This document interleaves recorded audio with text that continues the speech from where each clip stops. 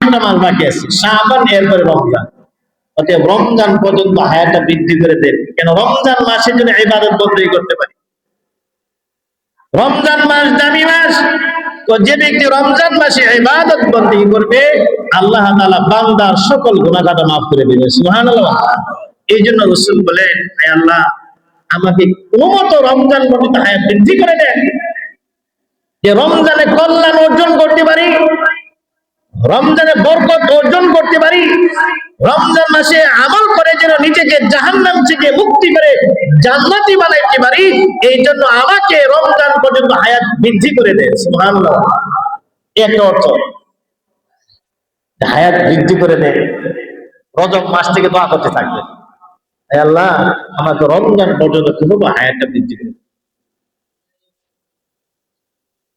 দুই নম্বর অর্থ হচ্ছে, আল্লাহুম্মা বারিক লানা ফি আমওয়ালিনা, আল্লাহুম্মা বারিক লানা ফি রিজকিনা। আল্লাহ, আমাদের ধন সম্পদের মাঝে বরকত দান করে, টাকা পয়সাতে বরকত দান করে। কেন? তো রমজান মাসে যেন আমার টাকার দান দানা করতে হয়, রিজিকে পেরেশানি করতে না হয়। রিজিকে যে পেরেশানি করতে হয়, আমি রমজান মাসে ইবাদত ঠিক মতো করতে পারবো না। রমজান মাস এত দামি মাস, তো একটা ফরজ আদায় করলে, একটা নফল আদায় করলে ফরজের সওয়াব পাওয়া যায়। সুবহানাল্লাহ বলেন। আর একটা ফরজ আদায় করলে 70টা ফরজের সওয়াব পাওয়া যায়। একটা নফল আদায় করলে একটা ফরজের সওয়াব, আর একটা ফরজ আদায় করলে 70টা ফরজের সওয়াব। আর একটা ফরজের মূল্য কত? তো সারা জীবন যদি কোনো ব্যক্তি নফল ইবাদত করে, নফল বন্দেগী করে, তার উপরেও একটা ফরজ ইবাদতের সমতুল্য হবে না। সুবহানাল্লাহ বলেন। চিন্তা করছেন? আমি আপনাদের সারা জীবন নফল ইবাদত করি, একটা ফরজের সমপরিমাণ মূল্য হবে না। কিন্তু রমজান মাসে একটা নফল আদায় করলে একটা ফরজের সওয়াব। মানে কি? সারা জীবন নফল ইবাদত করলে আপনি যেই সওয়াব পাইবেন, রমজান মাসে একটা নফল ইবাদত করলে আল্লাহ পাক সারা জীবনের নফল ইবাদতের চেয়েও বেশি সওয়াব দান করবেন। অতএব ভাই আল্লাহ, এই দামি মাস, বরকতি মাসে যেন আমার টাকার চিন্তায়, রিজিকের চিন্তায় আমি ইবাদত থেকে বঞ্চিত না হয়ে যায়। অতএব এখনই আমাকে রিজিকে বরকত দান করেন, যে এখনো 2 মাস আছে, রজব মাস, শাবান মাস, আমাকে বরকত দান করে এখান থেকে কিছু টাকা যেন আমি রমজানের জন্য রেখে দিতে পারি, যে রমজান মাসে আমার টাকার জন্য পেরেশানি না করতে। রাসূল দোয়া করছে।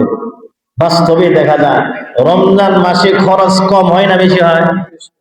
কথা বলে, বেশি হয়। কিন্তু কামায় কি হয়? বেশি হয়। আল্লাহ বরকত দেয়।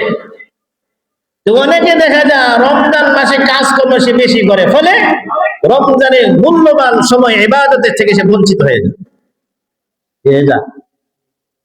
রমজান মাসে কাজ কম করার কথা। কেন? তো সারা 11 মাস তো কাজ আমি করলামই। 11 মাস কাজ করতে করতে আল্লাহর হুকুম থেকে আমি দূরে সরে গেছি, ইবাদত করতে পারি নাই। 11 মাস গুনাহ করার কারণে যে পরিমাণ গুনাহ হয়েছে আমার, আল্লাহ নাফরমানি করেন। আল্লাহ বলেন, বান্দা তুমি একটা মাস ইবাদত করো, আমি তোমার 11 মাসের গুনাহ মাফ করে দেব। সুবহানাল্লাহ বলেন। কিন্তু বাস্তবতে দেখা যায় আমার কাজকর্ম কি দাঁড়াও, রিজিকের পেরেশানি আবার বেড়ে যায়। 3 নম্বর অর্থ হচ্ছে, আল্লাহুম্মা বারিক লানা ফি আমালিনা। হে আল্লাহ, আমাদের কাজের মাঝে বরকত দান করো। যত কাজকর্ম আছে রমজানের আগে যেন আমি সেরে নিতে পারি, রমজানের মাঝে আমি কাজ মুক্ত অবস্থায় স্বাধীন মনে তোমার ইবাদত বন্দেগী করতে পারি, একটা মাস কাটাইতে পারি, সেই তৌফিক তুমি আমাকে নসিব করে দাও। সুবহানাল্লাহ বলেন। চিন্তা দোয়া করছে, হে আল্লাহ, হায়াতে বরকত দান করে, রমজানের পর্যন্ত আমি হায়াত পাই, রমজানের যেন পাই। 2 নম্বর, আমার টাকা পয়সাতে বরকত দান করে, টাকা পয়সার কারণে যেন আমার রমজানের ইবাদত থেকে মাহরুম না হয়। 3 নম্বর, আমার কাজের মাঝে বরকত দান করেন। যত আমার গুরুত্বপূর্ণ কাজ আছে রমজানের আগেই যেন কি নিতে পারি, সেরে নিতে পারি। তাহলে একটা মাস জন্য আমি আপনার খাস দিলে ইবাদত বন্ধই করতে পারি। এই দোয়া রাসূল আমাদেরকে শিখাই গেছেন, সুবহানাল্লাহ। কিন্তু বাস্তবতা হচ্ছে কি, রমজান মাস আসলে আমাদের কি কাজ বেড়ে যায়। তো অনেক মানুষ আছে, এক মুসলিম বলছে যে কোন ব্যক্তি যে রমজানের উদ্দেশ্যে এখন থেকে চিন্তা শুরু করে, রমজান তো চলে আসছে, এখন থেকে রমজানের খরচের জন্য আমি কিছু টাকা রেখে দেই, রমজান আসতেছে এখন থেকে রমজানের কাজ বেশি বেশি করে নেই, যে রমজান মাসে আমার কাজ বেশি না করতে হয়, এই প্রস্তুতি যদি কেউ নেই এবং সে অনুযায়ী চেষ্টা করলে আল্লাহ অবশ্যই অবশ্যই তার কাজের মাঝে, তার টাকার মাঝে আল্লাহ বরকত দিবেন। কথা বলে দিবে কি দিবে না? আমাদের এক মুসল্লি উনি বলছে, এখানে উপস্থিত আছে, উনি বলতে হুজুর রমজান মাসে আমার ইবাদত করতে আমার সমস্যা হবে, রোজা রাখতে সমস্যা হবে, রমজানের আগে আমি চাকরিটা ছেড়ে দিয়েছি, রমজানের আগে চাকরি ছেড়ে দিয়েছি, রমজানও আসে আমি চাকরি চাইছি। ফলে দেখা গেল আমার ফ্যামিলিতে যে অনেকে মন কালাকালি, তো রমজান আসছে, রমজানের টাকা বেশি পাওয়া যায়, বোনাস পাওয়া যায়, হাদিয়া তুহা পাওয়া যায়, রমজানের খরচও বেশি, এই মুহূর্তে চাকরি ছেড়ে দেওয়া কষ্টকর না?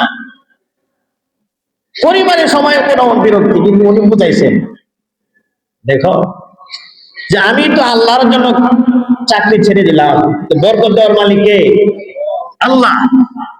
বরকত দেওয়ার মালিক আল্লাহ। বুঝানোর ফলে বুঝছে, কিন্তু তারপরে মনে কষ্ট। কিন্তু বাস্তবতা দেখা গেছে উনি বলছে হুজুর আমি এই রমজানে চাকরি করি নাই, কোনো কিছু করি নাই, কেন? রমজান মাসে ইবাদত যেন আমি সুষ্ঠু মতো আদায় করতে পারি, আল্লাহর গোলামি করতে পারি, এই জন্য দেখা গেছে আমি চাকরি করলে যত টাকা পাইতাম এর চেয়ে আমি রমজান মাসে এর চেয়ে বেশি টাকা আমি পেয়েছি। সুবহানাল্লাহ বলেন। যে বরকত দেওয়ার মালিক কে? আল্লাহ। দেখেন আল্লাহর জন্য সে কাজ ছাড়ছে, আল্লাহকে খুশি করার জন্য কাজ ছাড়ছে, কিন্তু চাকরি না থাকার পরেও আল্লাহ বরকত দিয়েছে। সুবহানাল্লাহ। এই জন্য যদি কোনো ব্যক্তি আল্লাহকে খুশি করার জন্য প্রস্তুতি নেয়, কাজ করে, অবশ্যই অবশ্যই আল্লাহ তাআলা ওই কাজের মাঝে কি দান করবেন? এই জন্য রাসূল সাল্লাল্লাহু আলাইহি ওয়াসাল্লাম রমজান মাসে 2 মাস আগে থেকে রমজানের প্রস্তুতি নিতেন। রমজান এত দামি, 2 মাস আগে থেকে কিনছে। যে জিনিস যত দামি হয় তার জন্য প্রস্তুতি তত আগে থেকে হয়। কথা বলে ঠিক কিনা? এক হাদিসে আসছে, قال رسول الله صلى الله عليه وسلم رجب شهر الله وشعبان شهري ورمضان شهر أمتي। রাসূল করিম সাল্লাল্লাহু আলাইহি ওয়াসাল্লাম বলেছেন, তো রজব মাস হচ্ছে আল্লাহর মাস, আল্লাহর মাস, ও শাবান শাহরি, আর শাবান মাস হচ্ছে রাসূল বলেন এটা আমার মাস, ও রমাদান শাহরু উম্মতি, আর রমজান মাস হচ্ছে আমার উম্মতের মাস। সুবহানাল্লাহ বলেন। রজব মাস আল্লাহর মাস, শাবান মাস রাসূল বলছে যে আমার মাস, আর রমজান মাস হচ্ছে আমার উম্মতের মাস। তো আমার উম্মতে অল্প ইবাদত করবে, অল্প কাজ করবে, কিন্তু আল্লাহ তাআলা পারিশ্রমিক বিনিময় তাকে বাড়িয়ে দেবে। সুবহানাল্লাহ। এই রজব মাস চলছে মুহতারাম হাজিরিন, এই জন্য গুরুত্ব সহকারে রজব মাসের কদর করা করবো তো ইনশাআল্লাহ। তাহলে কি হবে? রজব মাসে যদি আমি ইবাদত বন্দেগী করি, তো বাকি মাসগুলো তো ইবাদত বন্দেগী করে আল্লাহ তাআলা তৌফিক নসিব করবে। কিন্তু দুঃখজনক হলেও সত্য,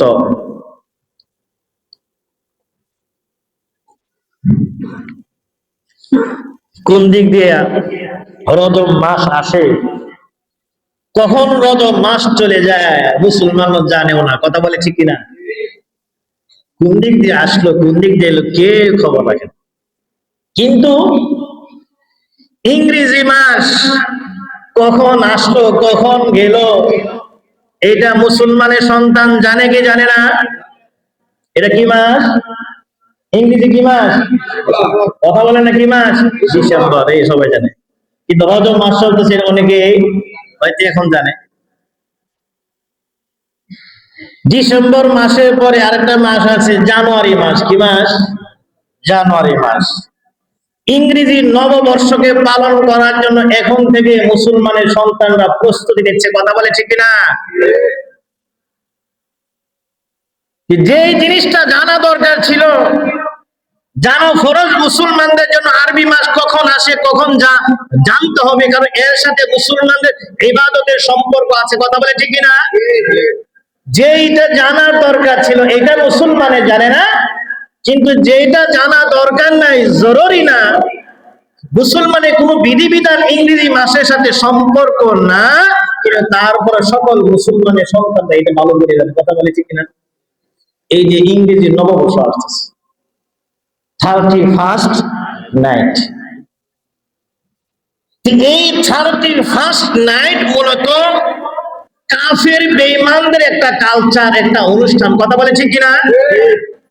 কিন্তু এই 31st নাইট কে পালন করার জন্য অনেক মুসলমান সন্তানরা আছে, এই কোন কোন শীতের মাঝে রাত জেগে বসে থাকবে, অপেক্ষা করবে 31st নাইট উদযাপনের জন্য। কথা বলে ঠিক কিনা? তারা প্রহর গুনতে থাকবে, ঘড়ি কাটায় কখন 12টা 1 মিনিট বাজবে, কখন ঘড়ি কাটায় 12টা 1 মিনিট বাজবে, আর তখন তারা কি বলবে? Happy new year, happy new year, এই কথা বলে তারা চিল্লাতে থাকবে, উল্লাস করতে থাকবে।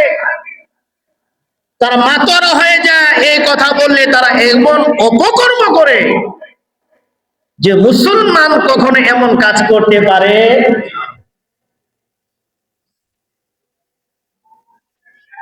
এই মাসে 12টা 1 মিনিট যখন বাজে, এমন গুনাহের কাজ হয়, সারা বছর মুসলমানরা যে গুনাহ করে, তো এক রাতে এর চেয়ে বেশি গুনাহ করে। কথা বলে ঠিক কিনা? শুধু এই রাতটাকে উদযাপন করার জন্য। গ্রামের চেয়ে শহর বন্দরে বেশি গুনাহ হয়। গ্রামের মানুষ অনেক সময় বুঝে না এগুলা, কিন্তু শহরের মানুষ শিক্ষিত বেশি, ওরা শয়তানও বেশি। কথা বলে ঠিক কিনা?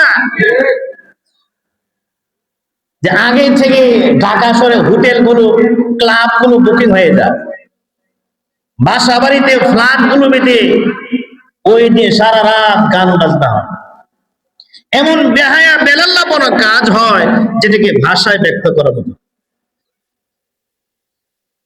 যুব সমাজকে ধ্বংস করার জন্য, তাদের চরিত্রকে মাটির সাথে মিশিয়ে দেওয়ার জন্য যা যা দরকার, ওই রাতে সব কিছুই ব্যবস্থাপনা থাকে। ওই রাত্রে কত মা ধর্ষিত হয়, কত মেয়ে ধর্ষিত হয়, হিসাব ছাড়া। কথা বলে ঠিক কিনা? মোহতারাম হাজিরিন, বোঝা দরকার, এই যে আমি এই কাজ করতেছি, এটা কি মুসলমানের উৎসব কিনা? আমি এই যে কাজ, গুনাহের কাজ করতেছি, এই কালচারটা মূলত কার? যদি আমরা ইতিহাসের দিকে তাকাই, দেখা যাবে 31st নাইট মূলত খ্রিস্টানদের একটা উৎসব। প্রাচীন রোমকরা যারা ছিল, তারা মূর্তি পূজা করত। কি করত? মূর্তি পূজা করত।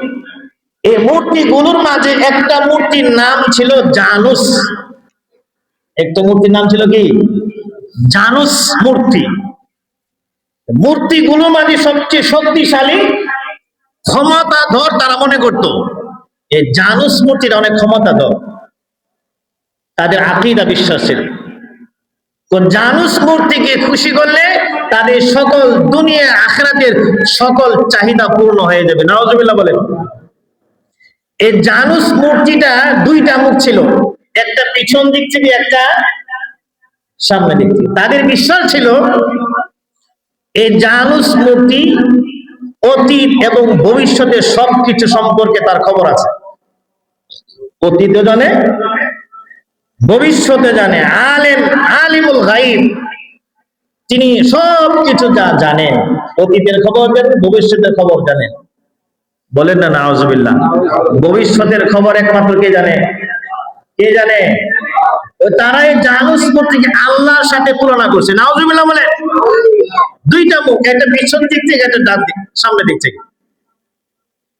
এই জানুস মূর্তি দুইটা হাত, এক হাতে একটা লাঠি আছে, আরেক হাতে চাবি আছে। তাদের আকীদা বিশ্বাস ছিল এই জানুস মূর্তিকে যে খুশি করতে পারবে এই চাবি দিয়ে স্বর্গে যাইতে পারবে, জান্নাতে যেতে পারবে। এই মূর্তিকে যে খুশি করবে, চাবি তো আছে, এই চাবি দিয়ে খুলে তারা জান্নাতের দরজায় এসে প্রবেশ করতে পারবে, তাদের বিশ্বাস। আর যে ব্যক্তির উপর জানুস মূর্তি নারাজ হয়ে যাবে, অসন্তুষ্ট হয়ে যাবে, সে জান্নাতে যেতে পারবে না, সে জাহান্নামে যাবে। কেন? তো জানুস মূর্তি তার উপর অসন্তুষ্ট হয়ে গেছে। এই জানুস মূর্তি তাকে চাবি দিবে না, আর চাবি না দিলে জান্নাতের গেটও খুলতে পারবে না, জান্নাতে যেতে পারবে না। এইটা হলো তাদের আকীদা, বিশ্বাস। এই জন্য খ্রিস্টানরা যখন তাদের মাস গণনা সেগুলো খ্রিস্টাব্দ মাস, ইংরেজি মাস যেটা বলি, এটা হলো ইংরেজদের না, মানে খ্রিস্টীয় মাস। ঈসা আলাইহিস সালামের জন্মের সময় থেকে এই মাস তারা গণনা শুরু করছে। এই জন্য খ্রিস্টানরা তাদের মাসের প্রথম মাসের নাম দিয়েছে, তাদের যে প্রথম মূর্তি, শক্তিশালী মূর্তি, তাদের ধারণা যে জানুস মূর্তির নামে তাদের প্রথম মাসের নাম দিয়েছে জানুস থেকে জানুয়ারি। জানুস থেকে জানুয়ারি, জানুয়ারি মূলত একটা মূর্তির নাম। জানুস থেকে সংক্ষেপে বানাইছে জানুয়ারি। এটা হলো ইংরেজি মাসের প্রথম মাস। ওই দিন থেকেই তারা ডিসেম্বরের শেষ দিন, জানুয়ারির প্রথম দিন 12টা 1 মিনিট যখন বাজে, জিরো আওয়ার, এই টাইমটাকে তারা বিশেষ উদযাপনে তারা পালন করে। একটা বছর চলে গেছে, আর একটা বরকতময় মাস জানুয়ারি, মানে জানুস এই মূর্তি তাদের সামনে আসতেছে। এটাকে উপলক্ষ করে তারা ইবাদত বন্দেগী করে এই 12টা 1 মিনিটে। এই ইবাদত করে আসতেছে তারা এই মূর্তিকে খুশি করার জন্য। এদের দেখা দেখি এখন মুসলমানরাও জানুয়ারি প্রথম মাসে 12টা 1 মিনিটে তাদের দেখা দেখি তারাও ইবাদত বন্দেগী করে, খুশি উদযাপন করে। মুহতারাম হাজিরিন, বুঝে থাকলে বলেন, এই যে 12টা 1 মিনিট যে উৎসব পালন করা হয়, আনন্দ ফুর্তি পালন করা হয়, এটা কাদের? উৎসবটা কাদের? কথা বুঝেন না মনে? এই উৎসবটা কাদের? খ্রিস্টানদের, কাফেরদের। এখন যদি কোন মুসলমান কাফেরদের উৎসব পালন করে, সে মুসলমান থাকতে পারে? কথা বলে, মুসলমান থাকতে পারে? কিন্তু অনেক মুসলমান, বুঝে হোক আর না বুঝে হোক, এই উৎসবটা তারা পালন করে যাচ্ছে। কথা বলে ঠিক কিনা? কাফেরদেরকে খুশি করার জন্য আমরা উৎসব পালন করতেছি। মুহতারাম হাজিরিন, কাফের বেঈমান আমাদের কি উপহার দিয়েছে যে তাদেরকে খুশি করতে হবে? কাফের বেঈমান শুধু মুসলমানদের ক্ষতি করছে, মুসলমানদের কখনো কল্যাণ করে নাই। আল্লাহ নিজেই বলেন, ইয়া আইয়ুহাল্লাযীনা আমানু লা তাত্তাখিদুল ইয়াহুদা ওয়ান নাসারা আউলিয়া বাযুহুম আউলিয়াউ বা'দ ওয়া মান ইয়াতাওয়াল্লাহুম মিনকুম ফাইন্নাহু মিনহুম ইন্নাল্লাহা লা ইয়াহদিল কওমায যালিমিন। আল্লাহ বলেন, ইয়া আইয়ুহাল্লাযীনা আমানু, হে ঈমানদাররা, লা তাত্তাখিদুল ইয়াহুদা ওয়ান নাসারা আউলিয়া, তোমরা ইহুদি খ্রিস্টানদেরকে বন্ধু বানিও না। বা'দুহুম আউলিয়াউ বা'দ, কাফের কাফের বন্ধু হতে পারে, তো কাফের মুসলমান কখনো বন্ধু হতে পারে না। কার কথা? আল্লাহর কথা। তো বা'দুহুম আউলিয়াউ বা'দ, কাফের কাফেররা বন্ধু হতে পারে। আল কুফরু মিল্লাতুন ওয়াহিদা, সকল কাফের বেঈমানদের ধর্ম কয়টা? একটা। সকল কাফের বেঈমান ধর্ম কয়টা? একটা। যদি নিজেদের ভিতরে দ্বন্দ্ব আছে, কিন্তু মুসলমানের বিপক্ষে, মুসলমানকে ধ্বংস করার জন্য সকল কাফের এক কমিয়েছে তারা। কথা বলে ঠিক কিনা? আল্লাহ বলেছে, ওয়ামান ইয়াতাওয়াল্লাহুম মিনকুম ফাইন্নাহু মিনহুম। ও মুসলমানরা, জেনে রাখো যে তোমাদের মাঝে কোন মুসলমান কোন কাফেরকে, কোন ইহুদিকে, কোন খ্রিস্টানকে বন্ধু বানায়, ফাইন্নাহু মিনহুম, তাহলে সেও কাফেরই গণ্য হবে। নাউজুবিল্লাহ বলেন। আল্লাহ নিজে বলছেন, ওই যে ব্যক্তি কাফেরকে বন্ধু বানাবে, কোন খ্রিস্টানকে বন্ধু বানাবে, সে যে মুসলমান হওয়ার পরেও যে ওদেরকে বন্ধু বানাবে, আল্লাহ বলেন তুমিও কাফের হয়ে যাবে। হাদিস শরীফ আছে, قال رسول الله صلى الله عليه وسلم من تشبه بقوم فهو منهم। রাসূল করিম সাল্লাল্লাহু আলাইহি ওয়াসাল্লাম বলেছেন, যে ব্যক্তি যে জাতির সাথে সম্পর্ক রাখবে, যে জাতির বেশভূষা অবলম্বন করবে, ওই ব্যক্তি তাদের অন্তর্ভুক্ত হয়ে যাবে। যদি আমার আপনার সম্পর্ক কাফেরদের সাথে হয়, তাহলে কাফেররা যেমন জাহান্নামে যাবে, তো কাফেরের সাথে সম্পর্ক করার কারণে মুসলমানের কোথায় যাবে? জাহান্নামে। কিন্তু একজন মুসলমানের সম্পর্ক যদি কোন আল্লাহ ওয়ালা নেককার বান্দার সাথে হয়, তো নেককার বান্দা যেমন জান্নাতে যাবে, ও নেককার বান্দার সাথে সম্পর্ক হওয়ার কারণে ও নেককার বান্দার উসিলায় আল্লাহ পাক তাকে জান্নাত নসিব করে দেবেন। সুবহানাল্লাহ। قال رسول الله صلى الله عليه وسلم المرء مع من احب। আল্লাহ রাসূল সাল্লাল্লাহু আলাইহি ওয়াসাল্লাম বলেন, যার সাথে যার মহব্বত, যার সাথে যার ভালোবাসা, তার সাথে কিয়ামত হবে। তার সাথে কি হবে?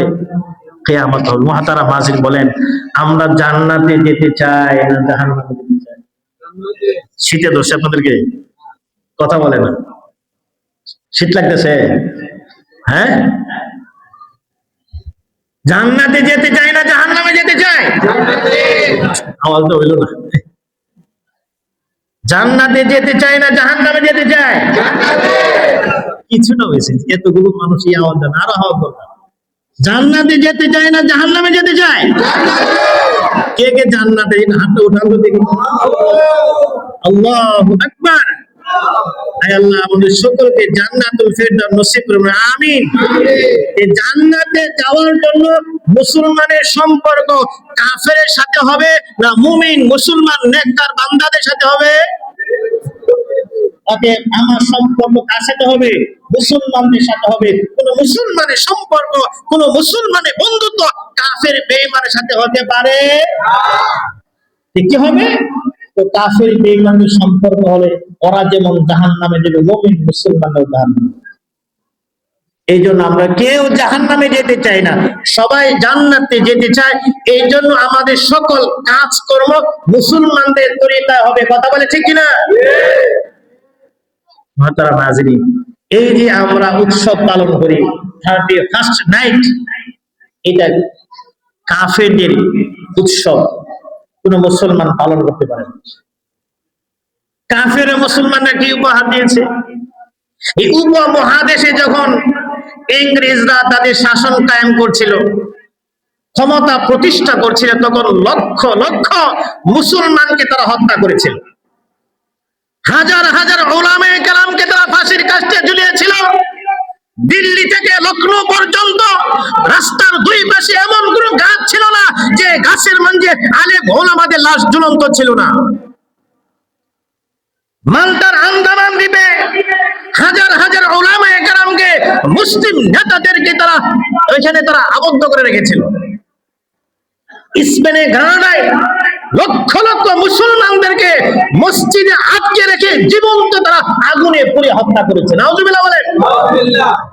সাগরে মাঝে জাহাজ ডুবিয়ে হাজার হাজার মুসলমানকে তারা হত্যা করেছে। ছোট ছোট শিশু বাচ্চাদেরকে তারা নির্মম ভাবে হত্যা করেছিল। ইংরেজ, এটা আমরাও এখন সচক্ষে দেখতে পাই। কাফের বেঈমানরা মুসলমানদের উপর কিভাবে নির্যাতন করছে দেখেন না। ফিলিস্তিনি মুসলমানদের কিভাবে হত্যা করছে? কারা করছে? ইংরেজরা করছে। ইহুদি খ্রিস্টানরা করতেছে। মুসলমানদের বাড়িঘর সব তছনছ করে দিচ্ছে। আরাকানে মুসলমানদের দিকে তাকিয়ে দেখেন, নিজেদের জন্মভূমি থেকে উৎখাত করে সকলকে বাংলাদেশে পাঠিয়েছে। কথা বলে ঠিক কিনা? ভারতের মুসলমানদের দিকে তাকিয়ে দেন কি পরিমাণ নির্যাতন করতেছে। এত দূর যেতে হবে না, নিজের বাংলাদেশের দিকে তাকিয়ে দেখেন। প্রেসিডেন্ট জিয়াউর রহমানকে যারা হত্যা করেছিল তারা কারা ছিল? তারা ইহুদি খ্রিস্টান ছিল। হত্যা করেছে মুসলমান বাংলাদেশের লোক, কিন্তু চক্রান্ত করেছে ইহুদি খ্রিস্টানরা, কথা বলে ঠিক কিনা? এই বাংলাদেশে পিলখানাবিতে 54 জন চৌকস সৈন্যদেরকে হত্যা করেছে, সেনাবাহিনী হত্যা করেছে। কারা করেছিল? এটাও ইংরেজরাই করেছে, খ্রিস্টানরাই করেছে। কথা বলে ঠিক কিনা? বাংলাদেশের লোকই করছে, কিন্তু চক্রান্ত ছিল ভারতে। কথা বলে ঠিক কিনা? এ আমাদের উসমান হাদি, শহীদ উসমান হাদিকে যারা হত্যা করেছে তারাও কিন্তু ইংরেজদেরই দালাল। কথা বলে ঠিক কিনা? বাংলাদেশের মানুষ হত্যা করেছে, কিন্তু ষড়যন্ত্র হচ্ছে দিল্লি। কথা বলে ঠিক কিনা? মুহতারাম হাজিরিন, উসমান হাদি ভাইয়ের জন্য মন কাঁদে কি জানে না? বাংলাদেশে 18 কোটি মানুষই এই উসমান হাদি এর জন্য কাঁদতেছে। কথা বলে ঠিক কিনা? উসমান হাদিকে হত্যা করে পিছনে ষড়যন্ত্র ভিতরে হয় না, ষড়যন্ত্র হয়েছে দেশের বাহিরে। কথা বলে ঠিক কিনা? যেই দেশের লোকগুলা মুসলমানদের নেতাদেরকে হত্যা করতেছে, ওই লোকগুলাকে কিভাবে মুসলমান আনন্দ করার জন্য, ওদের মনকে খুশি করার জন্য কিভাবে তারা এই 31st নাইট উদযাপন করে, কিভাবে করেন আপনারা? যে ইহুদি খ্রিস্টানরা, কাফেররা মুসলমানদেরকে তিলে তেরে মেরে ফেলে শেষ করে দিচ্ছে, আর এদের কৃষ্টি কালচার, ওদের উৎসবকে কোনো মুসলমান পালন করতে পারে না। আসলে যারা করে বুঝে না। কথা বলে ঠিক কিনা? বুঝতো কাফের বেঈমান মুসলমানদের চির দুশমন, তাহলে কোন মুসলমান এদের উৎসব পালন করত না।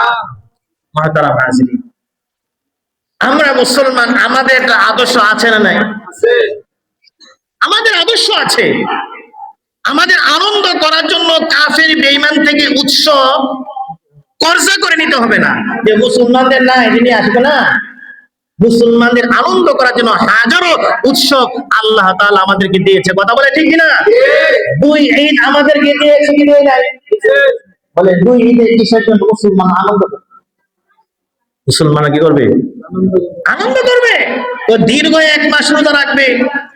দীর্ঘ 1 মাস রোজা রাখার কারণে বান্দার সকল গুনাহ মাফ হয়ে যায়। সুবহানাল্লাহ বলে। যে দীর্ঘ 1 মাস আল্লাহর হুকুম পালন করার পরে সে নিজের গুনাহ মাফ হয়ে যায়, আনন্দ স্বরূপ পবিত্র হয়ে ঈদগাহ ময়দানের দিকে রওনা হয়ে যায় খুশিতে। কথা বলে ঠিক কিনা?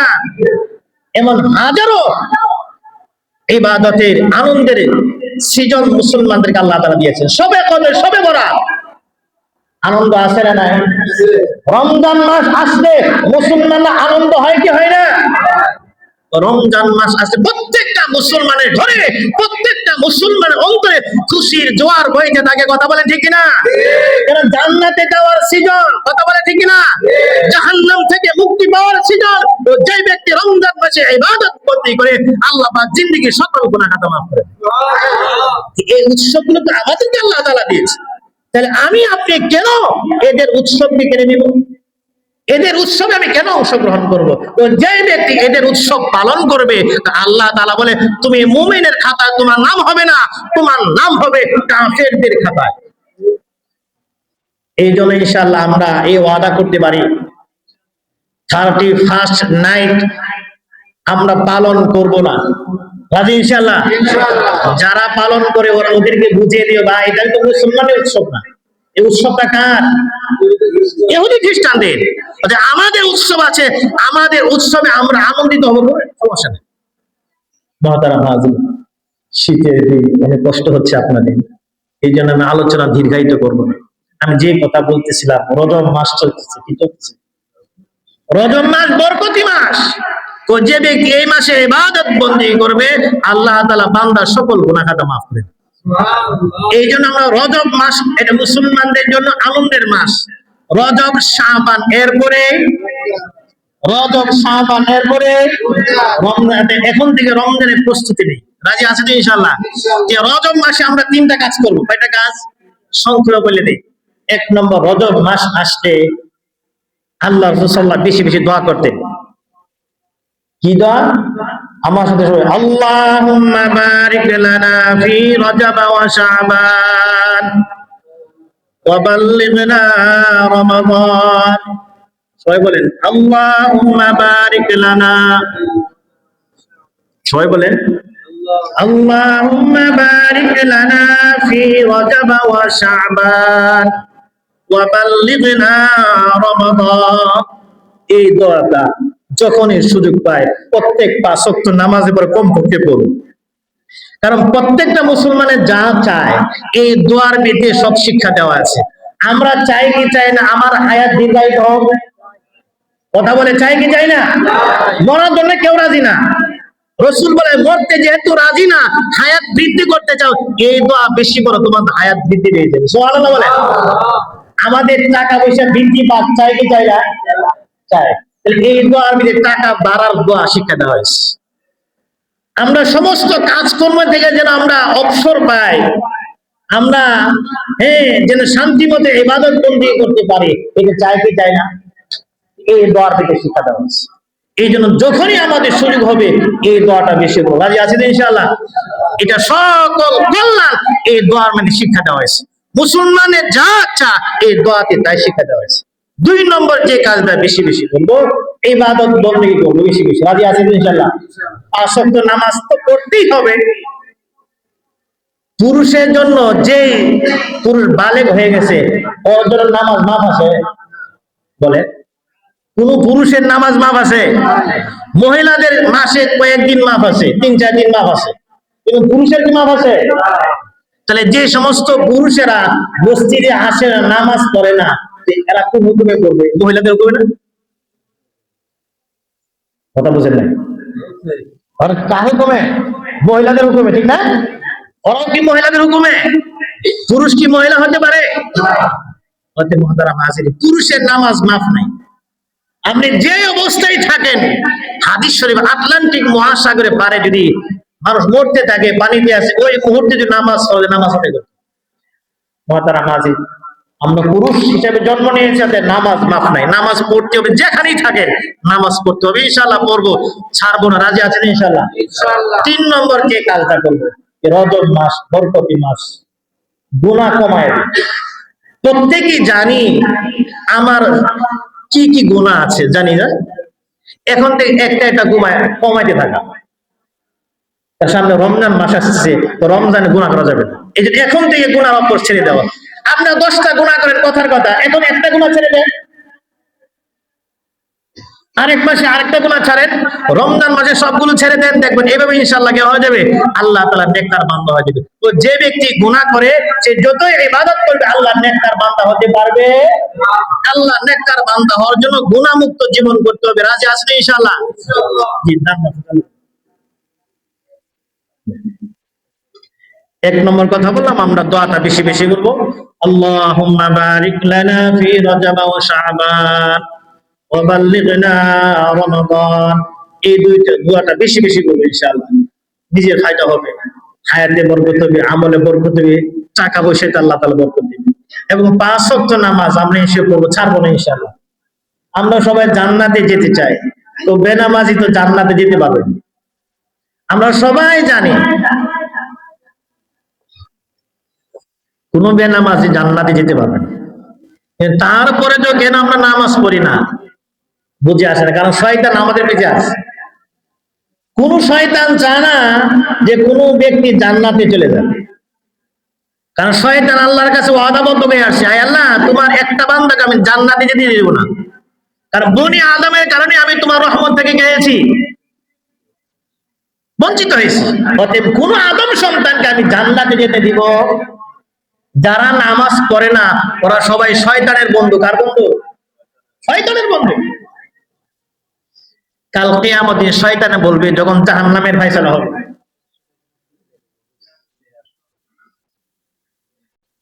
শয়তানে বলবে তুমি আজকে জাহান্নামে হয়েছো।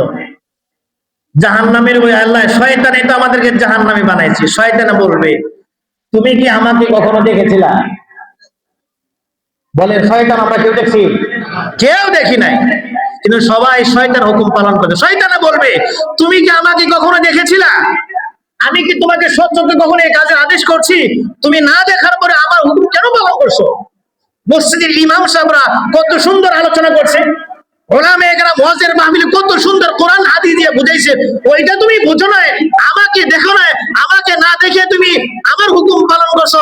অতএব তুমি আজকে জাহান্নামে যাও, আমি তোমার সাথে জাহান্নামে যেতে রাজি না, তো আমি জাহান্নামকে অনেক ভয় পাই।